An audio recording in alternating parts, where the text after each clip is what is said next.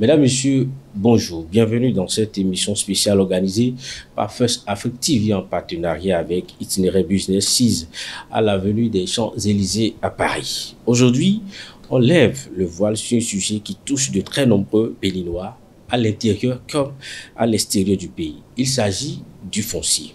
Litiges, conflits d'héritage, double vente de terrain, arnaques à distance, les problèmes fonciers nourrissent trop souvent les tensions dans nos familles, nos quartiers, nos villages. Pour mieux encadrer ces réalités, une juridiction spécialisée a été mise en place, le tribunal des affaires foncières. Mais en quoi consiste exactement sa mission? Qu'a-t-il déjà changé sur le terrain? Et surtout, quels conseils pour celles et ceux qui, depuis la diaspora, veulent acheter en bien sans tomber dans le piège? Notre invité du jour est bien placé pour répondre à toutes ces interrogations. Il est le procureur spécial à la Cour spéciale des affaires foncières. Il connaît les rouages, les réformes et les réalités du terrain. Monsieur Freddy Yawénou, bonjour. Bonjour. Merci d'avoir accepté mon invitation. Merci à vous aussi.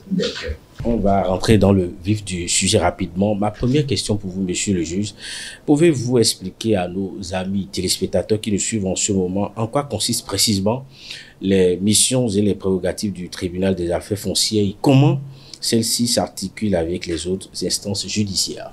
Merci. Bonjour chers amis téléspectateurs.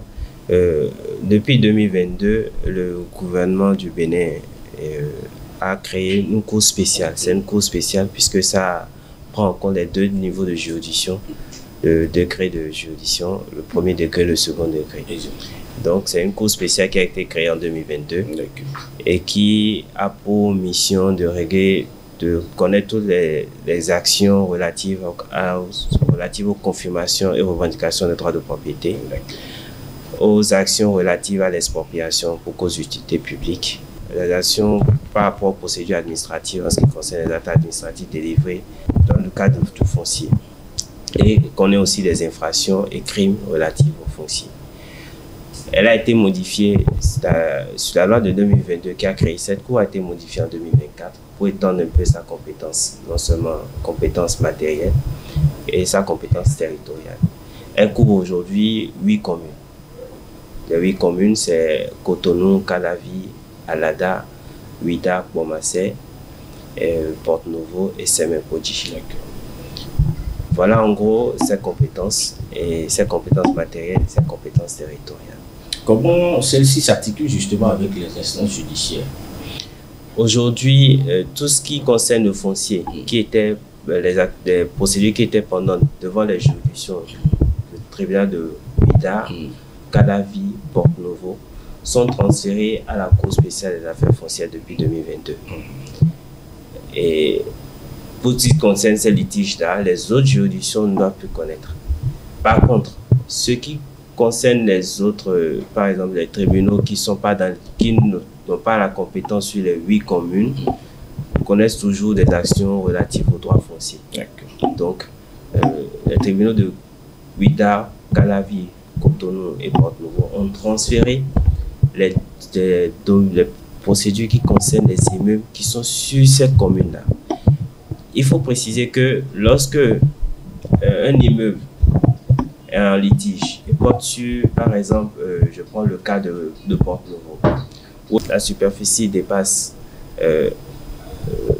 par exemple, va sur Mistrété, par exemple, automatiquement, la Cour spéciale est compétente parce que il y a une portion sur Porte-Novo et l'autre portion qui est sur Mistrété. Donc voilà l'exception qu'il y a par rapport à la Cour, par rapport aux autres juridictions. En dehors de ça, je crois qu'il y a des recours qu'on nous envoie, des actions qu'on nous envoie qui concernent par exemple Abomey, Boycott, on transfère simplement aux procureurs qui sont compétents. D'accord. Et bien, dites-nous, depuis sa mise en place de cette cour spéciale, quels sont les principaux résultats ou impacts mesurables sur la gestion des litiges fonciers au Bénin? Aujourd'hui, si on doit faire le point, devant les juges qui sont en charge de ces actions en revendication et confirmation de la propriété, ils sont à peu près à 4000 procédures. Pour le parquet, aujourd'hui, pour les infractions, je suis à 3000 procédures. J'ai pris fonction en octobre 2024 et à ce jour, pour le 2024, je suis à 1200. Et pour cette année, je suis à 1800. Donc, je dois faire, en dehors de ces procédures que j'ai reçues des autres juridictions, spécialement de la Créette, que j'ai pas encore enrôlé, compte tenu du flux qui vient. Donc, il y a d'autres procédures qu'on va enrôler, je dois tourner autour de 3500 procédures. Donc, si la cour n'existait pas, il fallait la créer? Oui, aujourd'hui, il fallait la créer. Il faut dire qu'il y a vraiment du faux dans le milieu.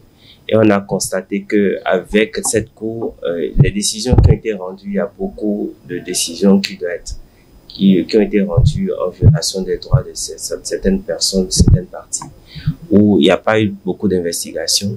Il y a des décisions qui ont été rendues sur des immeubles dont la superficie n'a pas été bien précise, où on utilise une décision sur plusieurs parcelles sans que l'identification n'ait été faite avant la prise des décisions par les juges. Justement, quelles sont les difficultés majeures que vous rencontrez, que le tribunal rencontre dans l'exercice de sa mission? Aujourd'hui, il faut dire que ce que j'ai constaté, il n'y a pas une cartographie des litiges. Sans cette cartographie, aujourd'hui, on ne peut pas analyser et savoir quelles sont les poches où il faut vraiment sévir. Des communes où il y a beaucoup de faux, il y a beaucoup de litiges. On s'y attelle à le faire et avec l'ANDF et le ministère de cadre de vie, on est en train de réfléchir sur cette possibilité. Le ministère de la Justice aussi en train, avec une application qui a été mise en place, on est en train d'envisager mettre les décisions, les levées topographiques fournies au niveau de la juridiction, de la Cour spéciale des affaires foncières, mettre ces levées là sur la plateforme pour que les justiciables puissent avoir des informations sur ces litiges-là, sur la cartographie, sur les immeubles qui sont en litige. Il faut préciser qu'aujourd'hui, l'ANDF laisse la possibilité de vérifier l'existence des titres fonciers qui existent. Donc, si vous allez sur votre plateforme, vous pouvez avoir des informations sur ces titres fonciers. Donc, il y a tout ça qui permet aujourd'hui d'éviter un peu les litiges pour les nouveaux acquéreurs. Justement, en parlant d'éviter les litiges pour les nouveaux acquéreurs, là, quel conseil avez-vous à donner à ces milliers de Béninois qui nous suivent actuellement et surtout ceux de la diaspora? La loi sur le foncier impose à tout vendeur d'immatriculer son immeuble. Je crois que c'est le préalable.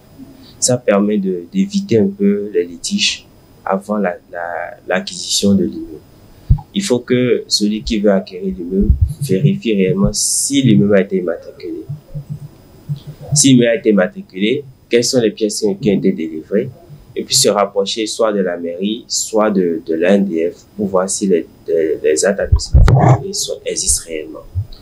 Aujourd'hui, on est en train de faire un nettoyage, déjà au niveau des mairies et au niveau de l'ANDF qui a numérisé pratiquement tous les titres fonciers. Au niveau des mairies, la lutte a commencé où on est en train de faire un audit de lotissement, la libération des réserves administratives, et pour que tous les justiciables ou les nouveaux acquéreurs ne puissent pas se faire arnaquer en achetant des immeubles qui sont dans les réserves administratives.